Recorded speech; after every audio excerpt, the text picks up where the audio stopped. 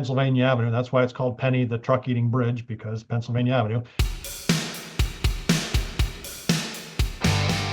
This is all involving a bridge in Lansing, Michigan. And I'm wondering, just for folks who aren't familiar with the town, if you could tell us a little bit about it first. I know that it's the state capital, but how big of a town is it, and what else is it known for? Yeah, so the city itself has a population of around 112,000. I mean, the urban area is more like, 300,000. Um, People obviously, well, hopefully from school, know it's the state capital, but I think historically has been known for, GM, and Michigan State University is right next door in East Lansing. Other than that, we have some, larger financial institutions, insurance, and healthcare. But I think most people would just know it as a state capital, kind of in the middle of the southern part of the state, and equidistant kind of to Flint, Kalamazoo, Detroit, Grand Rapids, so kind of crossroads, which I guess plays in from the trucking side. 69 and 96 connect right through Lansing. Okay. Let's talk a little bit about the bridge involved here. It's called the Big Penny Bridge. And first of all, what kind of a bridge is this? Is this a lot of these are railroad trestles that go over highways? Is that the case here, or is it some other type? No, that is absolutely the case here. And what makes it, I guess, a little unique is that we have a river crossing just to the south of it. So we have another bridge. So you go over the river and then right under this railroad underpass. And that's kind of the reason we have clearance issues at that bridge, because we can't lower the road much. Pennsylvania Avenue. That's why it's called Penny, the truck eating bridge, because Pennsylvania Avenue. So if we lowered the river or the road, we'd be in the river. And it's obviously expensive to raise a railroad bridge because you have to go way back. And then there's actually sort of two more crossings, and it crosses the river and then it has another crossing. So it kind of is a unique situation here. Is this over a major highway? I mean, you mentioned that there is a river bridge right there. Is it an industrial area? What is it that makes so many trucks go under this thing? That's a great question. I think it is a kind of main north-south road for the city, but it is not a state roadway. It's not an interstate. It's just a, five-lane roadway, carries, I don't know, 15 to 20,000 vehicles per day. I think some of it is not so much the professional truckers, but folks that may drive, a box truck, or maybe they have an RV and they're not really familiar with what routes they should or shouldn't be taking. And no matter the fact that we have multiple signs with the clearance and a flasher that says, you're too high for vehicles that are too high, we still seem to get, 3 to 5 or 6 vehicles hit it each year. You mentioned some of the steps the city has taken here to try and alleviate this problem, to try and warn people. But is there something about the road or the bridge or its location that makes it difficult for people to spot as they approach, even with those warnings? I mean, do you have an idea of why you're having so many strikes on this bridge? That is a great question. Really, the only thing that I can see is we also, just before you get to the bridge, we have a river trail that goes over it with a higher clearance, and people may see that bridge and say, "Ooh, I got through there fine." And then, another, I guess maybe 200 feet north of that bridge is the railroad bridge. And at that point in time, it might be, um, you know, too close for them to stop. But it's not just that direction. People are coming the other direction. They go under I-496, coming down here and hit it both northbound and southbound. So we're really honestly struggling with the reason, and we are planning to put in some additional signs this year that basically puts in a truck detour. Now, if you're under 12 foot 3 or whatever the clearance is, you're welcome to go under the bridge, but people might see this and say, see the truck symbol and a detour, and maybe hopefully they'll follow that if they're not familiar with the area, not chance it. Um, I'm kind of curious about when they built the bridge. And I know this does date back quite a way. I think 1928 was the year it was built. But still, there were trucks of a type back then. Do we know why they didn't build this thing higher off the road, or is it just that things weren't that tall back then? It's maybe a combination.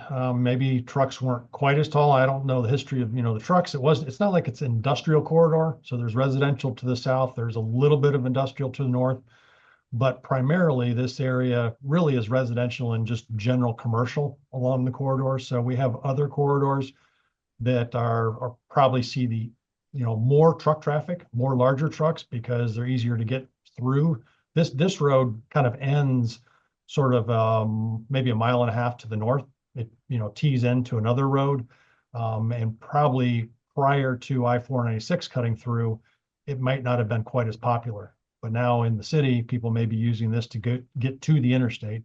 And so that, increases the number of larger vehicles that are using that as a through route. I mean, it's not even listed as an all-season truck route. It wasn't built to those standards, so it was never really intended for heavy truck traffic. But it's open to that. I think the other reason is potentially just because we do have another railroad crossing a little bit, maybe a half mile to the west. And if you raise this up too much, then you'd have to raise that crossing up as well. And then that crossing wouldn't be at grade with the roads there. So I think probably a number of factors get into this, both on the design side and probably the cost side when it was originally constructed. I'm curious. I know that there have been quite a few strikes on this bridge. Are there any particular instances that stick out in your memory? Anything that was unusual compared with the others when this bridge was struck? Um, Not particularly. I mean, some of the ones that are, I guess, more unusual is if we have a truck, and it gets either the top gets peeled off like a can opener. That's unique when that happens. Or sometimes we'll get one that tries to get through and gets wedged in there. And at that point in time, you let air out of tires, pull it back. A lot of times they'll make it all the way through, or they'll make it couple feet and we'll have stopped almost in time and just kind of dent up the top and then are able to go through. But I think that those are kind of the unique ones that they don't realize at all, or they're going too fast and it just peels the whole top off, or one that does get stuck under it. I was reading an article by one of the local stations, WITL, and they said that this has actually been recognized by Google Maps. Do you know what designation it was that they gave to it? You know, it says, if you actually look on the map, it'll say, I think it says Penny Truck Eating Bridge or something to that. I was just looking at a map before this, looking at the number of accidents from a state website, and it actually had that name on it too. And it's not something that the city officially designated or that the railroad did, but I know there is a Facebook page specifically dedicated to this site, and they actually have some signs out there and have drawn some eyes and teeth on the bridge. So it is like it's like kind of a little bit of a celebrity here in the city, or at least among some people. And we've had this happen before. I know in Delaware, Ohio, which is not a terribly big town, but they've got one of these truck eating bridges, and I believe that theirs shows up on Google Map as a historic site. Okay. So Yeah, so it's I certain. just looked up on Google Maps and it does say Penny, the truck eating bridge right there. And some of the photos do show the teeth right over it, and it's actually 12-foot clearance. I think actually the clearance technically is 12'3" under there. But if you have a long truck, obviously that takes some of the clearance away, and we never post at the absolute clearance, just in case someone's little bit over or under and we get it wrong. So yeah, it does actually have an official name on Google Maps, and I don't know how that one got there. You just mentioned something that I think is very interesting. You said the teeth on the bridge. And this is, I guess, part of a piece of artwork one of your local artists did. Can you tell us about that? I mean, is it just teeth, or as I understand it, I think it's got eyes up there as well. Kind of describe this for people who can't see it. Yeah, so on the actual structure itself, it has the clearance sign with the height. It has two flashers on the bridge structure, and then above that, it has teeth, 8 or 10 teeth with some longer canines, look like fangs on both sides hanging down. And then the top of the railing there's two big googly eyes there. So, if you're driving there and look up at the right time, you'll be able to see the teeth in the eyes. Do you know who did that and why they did it? Do not know who did it. I'm sure folks that follow this a little more closely probably do know. I know that, the city is aware of it, but it's not our bridge. The railroad's aware of it, and I don't think they think it's, super funny, but they have not gone and taken these down yet. It is interesting. There's one of these bridges in Kansas City, and it's got four concrete retaining walls kind of around the bridge. And they actually hired mural artists, and there's four different murals kind of representing it artistically. So not the only place someone has decided to make some art out of this kind of thing. And we do have art on the bridge, but it's more focused around nature and the fact that this kind of underpass under here gets it flooded at times. It is a marine scene going under the bridge. So, and there's also a zoo right next to it. So, I guess that's the tie-in here, but nothing related to the trucks or other vehicles that are hitting this bridge on the artwork. You've talked a little bit about what has been done so far to try and warn people.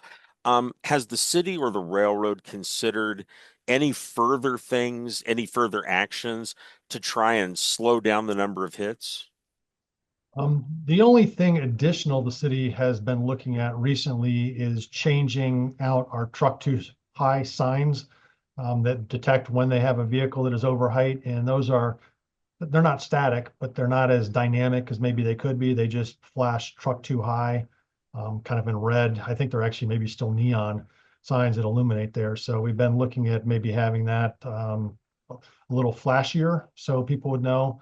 But there's only so many signs you can put out there and so many flashers and clearance signs. And some of it obviously is just on driver responsibility.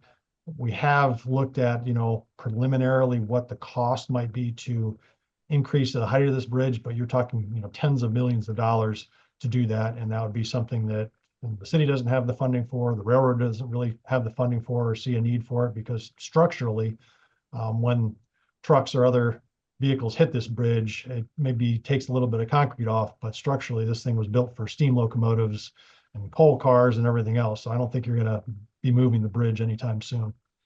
Okay.